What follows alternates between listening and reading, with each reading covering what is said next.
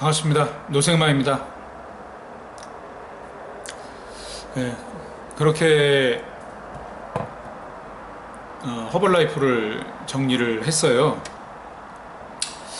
그리고 났더니 이제 뭐라 해야 되나 깝깝하잖아요. 네, 깝깝했죠. 네. 화장품 대리점도 사실 그게 본업이었는데 그 본업도 허벌라이프 한다고 내팽개치다시피 하다 보니까 그것도 말이 아니고 잘 될 줄 알았던 뭔가 돈벌이가 될 줄 알았던 허벌라이프도 끝내고 나니까 말이 아니고 그러니까 이게 뭔가 사람이 어려우면 궁지에 몰리면 더 자꾸 나쁜 선택을 하게 되는 것 같더라고요. 그래서 이 뒤로도 계속 잘못된 선택의 연속이었던 것 같아요.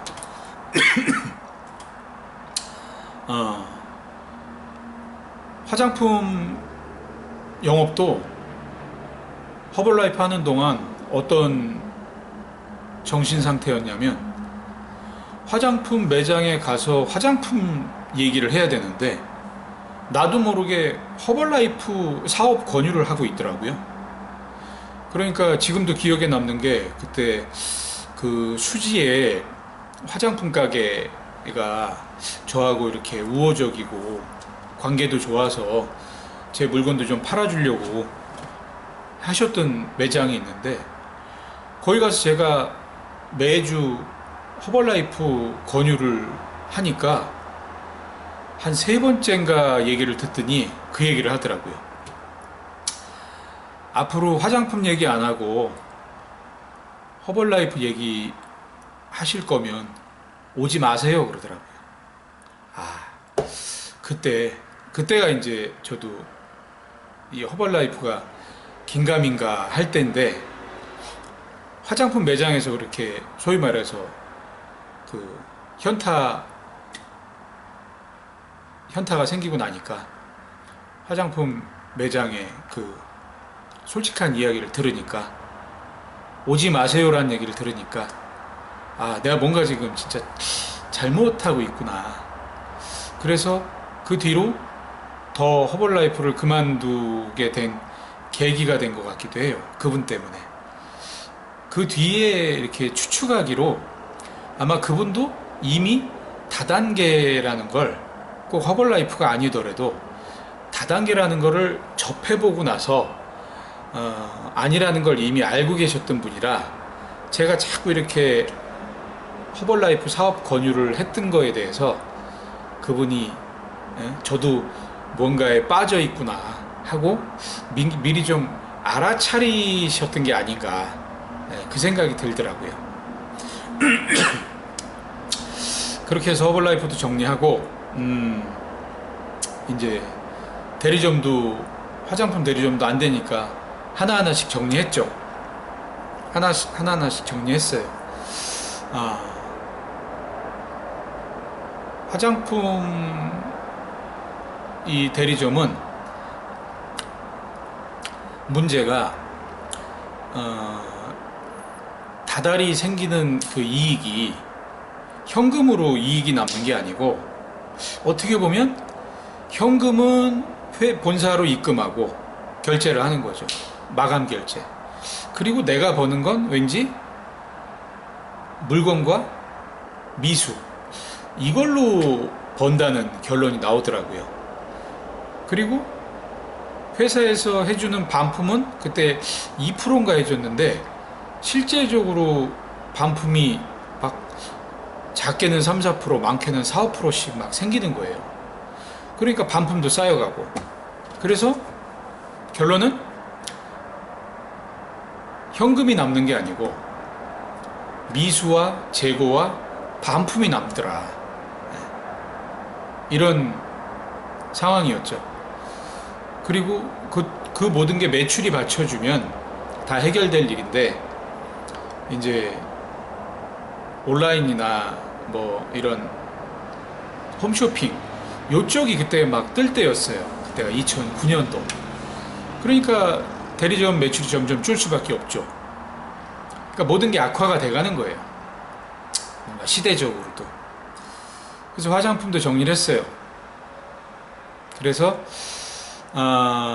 본사에서 해주는 반품은 한계가 있고, 막판에 이제 물건도 잘 안 시키니까 반품도 더 못하는 거예요.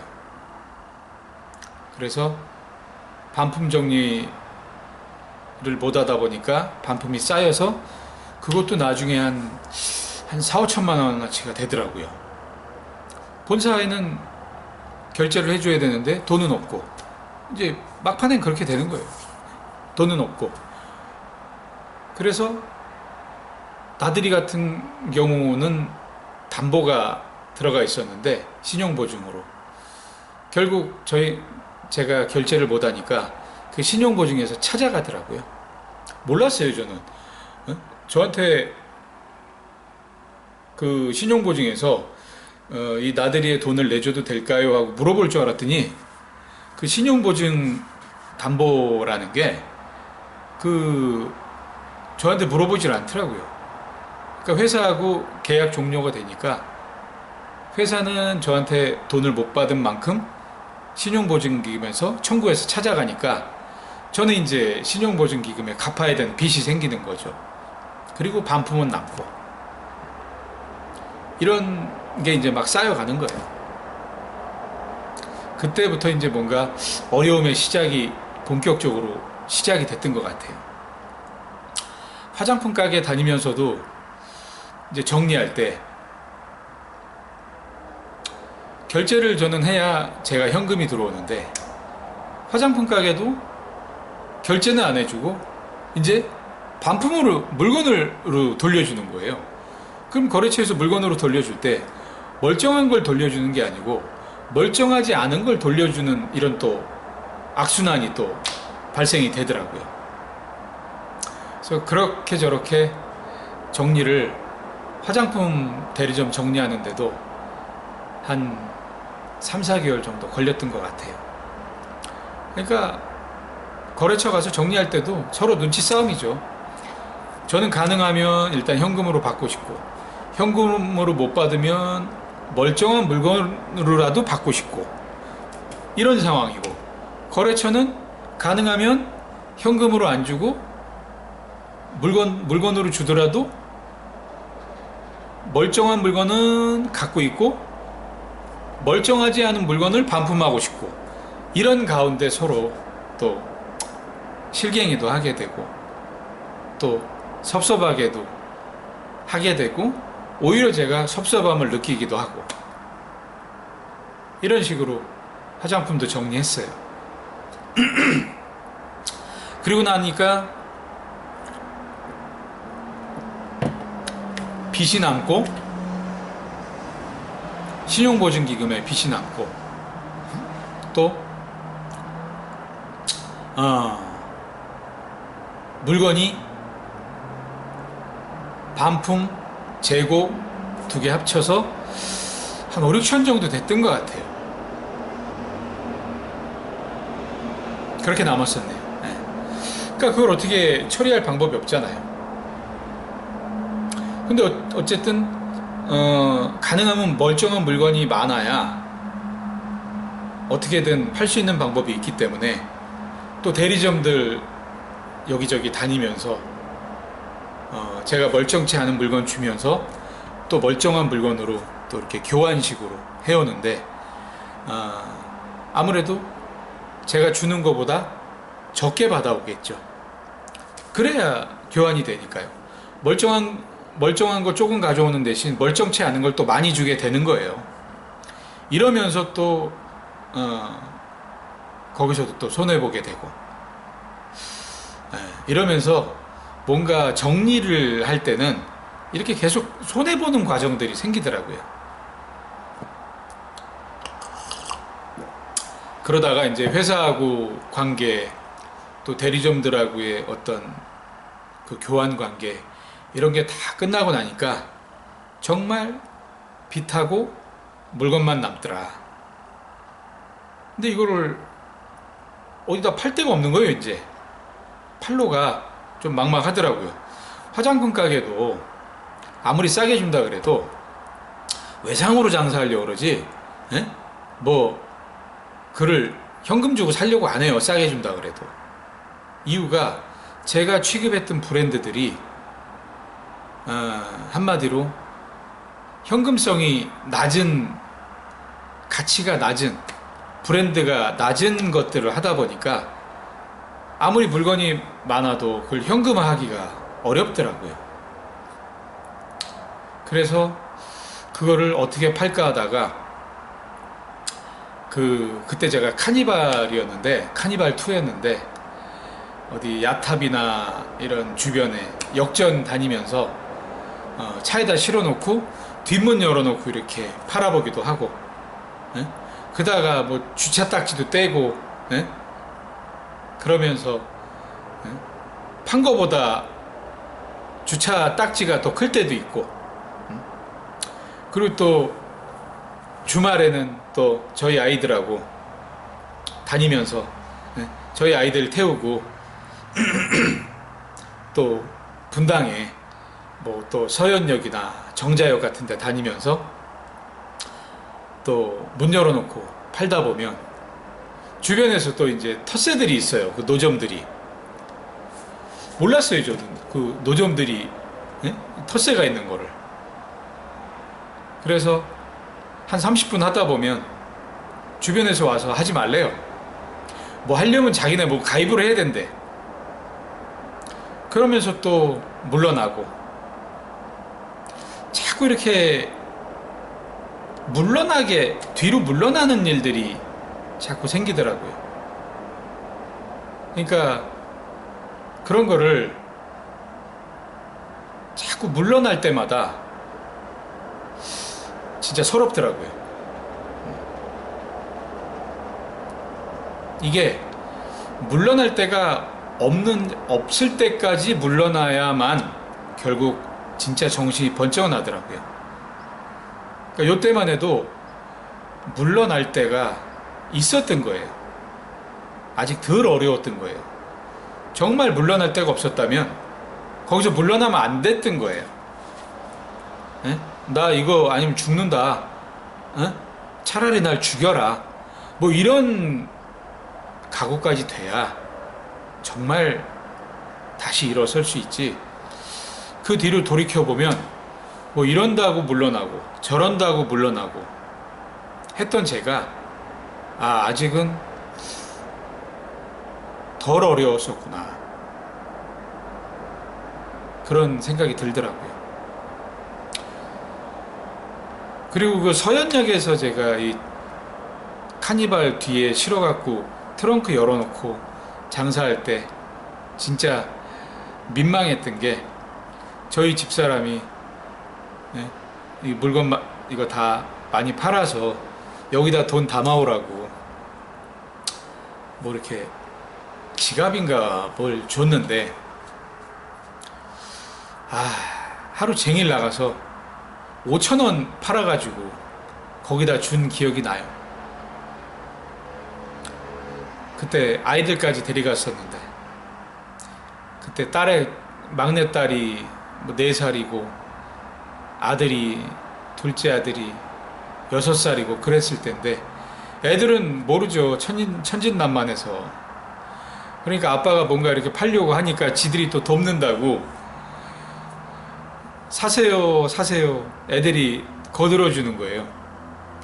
제가 이렇게 50% 화장품 세일이라고 적어놨더니 50% 세일합니다, 사세요 사세요, 아이들이 천진난만하게 그렇게 외쳐주더라고요. 그때 생각하면 정말 아이들한테도 미안하고, 또 아주 그냥 호기 있게 아이들까지 태우고 나와서 그 5,000원밖에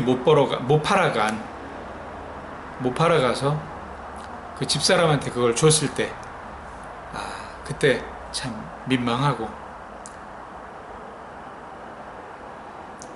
그랬었네요. 네. 그러면서 또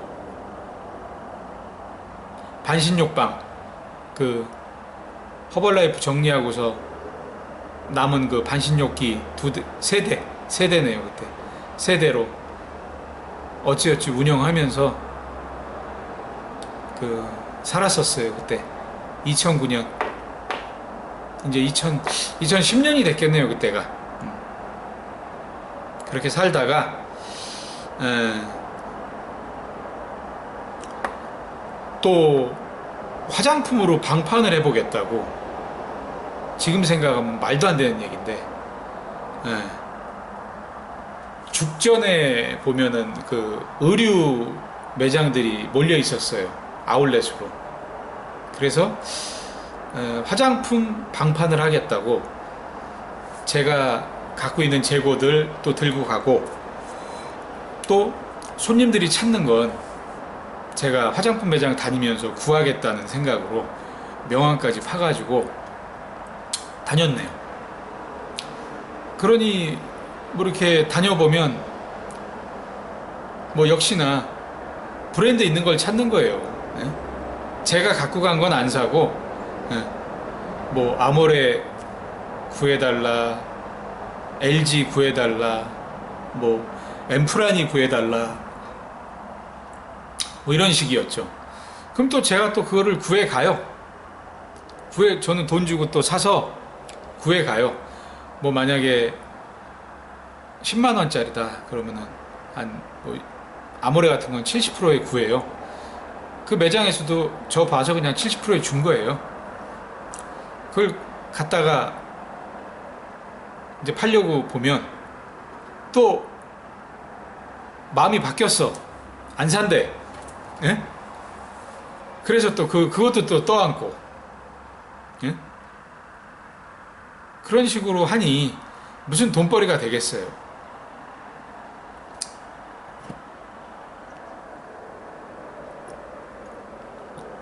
그래서 그것도 하다가 또 희지부지 되고, 그렇게 시간이 또 흘러가더라고요. 어찌어찌. 그럼 어떻게 살았나 보면 돈이 필요할 때마다 그 남은 재고 거의 덤핑 치다시피 해서 또 팔고, 그래서 막 그 한 5, 6천만 원 재고되는 게 한 3천은 거의 못 쓰는 물건이라 그건 진짜 나중에 버리다시피 한 것 같고, 한 3천 정도는 뭐 한 10분의 1 가격, 10분의 2 가격 이렇게 팔아서 그래도 한 5, 600은 마련했던 것 같아요. 그런 걸로 또 어찌어찌 살면서 정말 또 깝깝할 때는 또 대출 또 받아가지고 살고, 막 그런 날의 연속이었던 것 같아요. 그렇게 해서 이제 다음에 쑥둔방까지 하게 됐어요. 이제는 그 반신욕기 파셨던 분들이 반신욕기 안 팔고 또 쑥둔기를 판다는 거예요. 쑥둔기가 그때 한 대당 30만 원이었는데 그걸 하면 또 괜찮대요. 그래서 어차피 반신욕기에다가 쑥둔까지 떠주는 일을 하겠다고 그 쑥둔기도 30만 원 주고 2대를 샀던 것 같아요. 자꾸 수렁으로 빠지는 거죠. 그렇게 해서 쑥둔기 가지고 또 몇 달 또 한 것 같아요. 반신욕방에서 섞어가지고 이제 같이 이제 겸업을 한 거죠. 쑥뜸도 그 한 번 하는데 10,000원 떠준 것 같아요. 쑥뜸 재료는 한 1,000원인데 10,000원 받고 해준 것 같아요. 원가가 1,000원인데 10,000원 받았으면 많이 남잖아요. 근데 이게 많이 팔아야 많이 남는 거지. 아무리 마진이 좋아도 많이 못 팔면 소용이 없는 거예요. 그러다가 이거 동네에서 장사하다 보니까 안 되나 보다. 이거를 저기 성남 번화가 역전 주변에 가서 하면 잘 될 것 같다 하는 생각이 또 드는 거예요. 그래서 그 종합시장에 매장이 하나 나와 있길래 이 매장을 이 동네에 있는 이 화장품 대리점하고 반신욕방 했던 이 매장을 정리하고 글리 가야 되겠다 생각하고 이제 가게를 내놨어요. 근데 가게를 내놔도 나가는 사람이 없죠. 나가질 않죠. 그 누가 반신욕방을 인수하겠어요. 근데 이 반신욕방을 누가 인수했는지, 또 어떤 방법을 써서 그 매장을 정리하고 이제 신흥역으로, 그 신흥역의 종합시장에 있는 매장으로 좀 업그레이드해서 가게 됐는지, 이 얘기를 또 다음 방송에서 이어서 해드리겠습니다. 감사합니다.